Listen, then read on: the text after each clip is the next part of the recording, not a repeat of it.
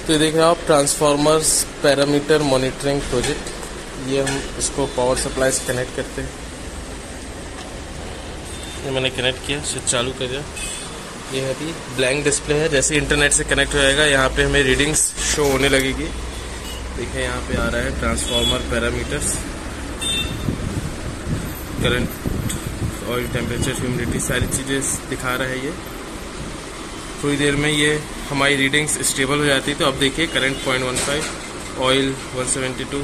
अब इसमें क्या क्या है वो मैं आपको बता देता हूँ। सबसे पहले ट्रांसफार्मर का ऑयल मेजर करने के लिए ये हमारा लेवल सेंसर है। इस पर मैं जैसे ही लेवल हमारा कम होता जाएगा, देखेंगे आप कि ऑयल लेवल की वैल्यू चेंज हो जाएगी। देखिए 15 आ गई है। अब मैं इसको ऊपर कर देता हूँ, तो अब देखिएगा कि मैंने ऊपर कर दिया, अब 15 से चेंज हो जाएगी। ये देखिए ऑयल 14, और ऊपर कर दूंगा।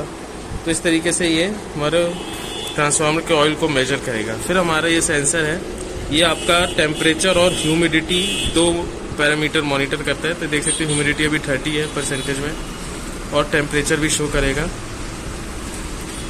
ये टेम्परेचर 47 डिग्री सेंटीग्रेड और ह्यूमिडिटी 30। तो ये आपका टेम्परेचर और ह्यूमिडिटी मेजर हो रही है। दूसरा आपका करंट और पावर मेजर हो रहा है इस करंट सेंसर से।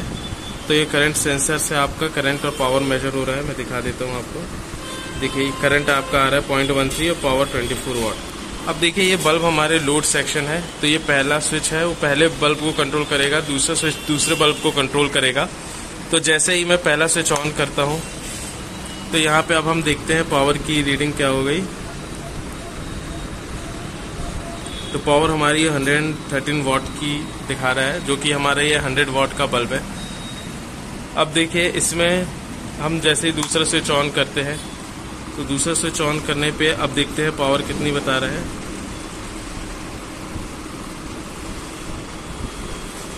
तो देख सकते हैं आप टोटल 166 वाट के आसपास बता रहा है।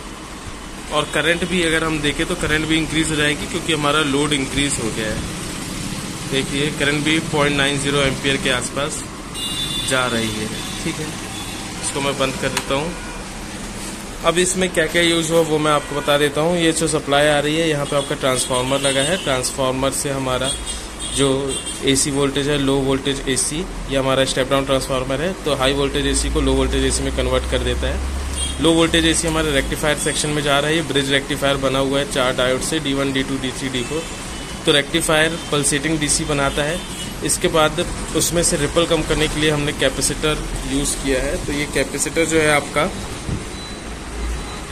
रिपल्स रिमूव करता है। इसके बाद वोल्टेज को रेगुलेट करने के लिए यहाँ पे 7805 आपका वोल्टेज रेगुलेटर यूज हुआ है। 7805 आउटपुट में 5 वोल्टेज देता है। तो ये 5 वोल्ट हमको इधर मिलता है। अब ये 5 वोल्ट हमको जब मिल रहा है, तो ये इसी से हमने अपने कंट्रोलर को पावर दिया हुआ है। यहाँ पे कंट्रोलर आपका यूज हुआ है वीमॉस D1R1। अब कंट्रोलर के इनपुट कौन कौन से होते हैं? जितने भी सेंसर है सब इनपुट हैं। ये हमारा टेम्परेचर ह्यूमिडिटी सेंसर है, ये आपका ऑयल लेवल सेंसर है, ये आपका करंट और पावर सेंसर है। तो ये सारे इसके इनपुट है।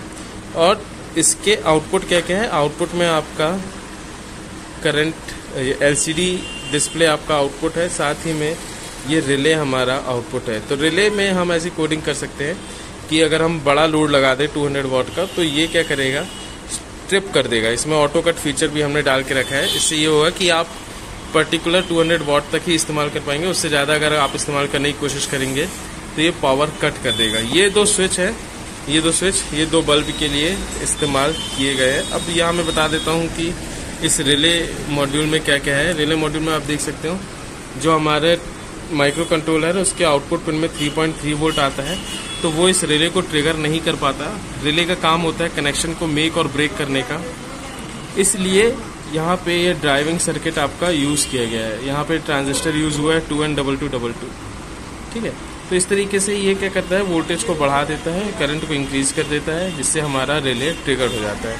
तो ये आपका ट्रांसफार्मर पैरामीटर मॉनिटरिंग सिस्टम।